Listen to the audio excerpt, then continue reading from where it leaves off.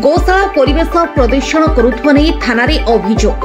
केन्दुझर जिला पाटना ब्लॉक राजनगर होइथबा नंदिनी गोशाला परिवेश प्रदूषण करुवा नहीं सोमवार सरपंच सुधांशु शेखर नायक, समिति सभ्य अपनी नायक, बीजेडी नेता शत्रुघ्न सिंह प्रमुख तुरुबंगा थाना लिखित अभियोग करिसेंति। अभियोग अनुसार गोशालाटी बेआईन भावे राजनगर जनबसति निकटरे खोला जाइछे। गोशाला गोरु गाई गुड़िक रक्षणाबेक्षण पर व्यवस्था नहीं। गाई गोरु मृत्यु पर मृतदेह पड़ी पची सढ़ी नष्ट रहुथबार दुर्गंध सह मशा माछी वंश वृद्धि सह गंध परिवेश रे लोक माने बसवास करने कष्ट हो पड़ुछि। एथिसह मृत गाई गोरु गुड़िक बैतरणी नदीर सर्व्या कावेरी घाट और नदी पानी रे पकाई देइथबारु नदी जल दूषित हेबा सह दुर्गंध जोगु पर्यटक माने हंतसंत हेउछन्ति। एठाको आसिबाकु मुह फेराई नेउछन्ति।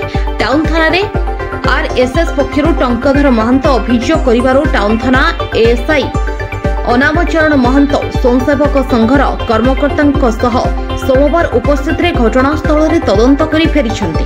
केन्दुझर जिला प्रतिनिधि दशरथ बारिंग रिपोर्ट, फास्ट न्यूज ओडिशा।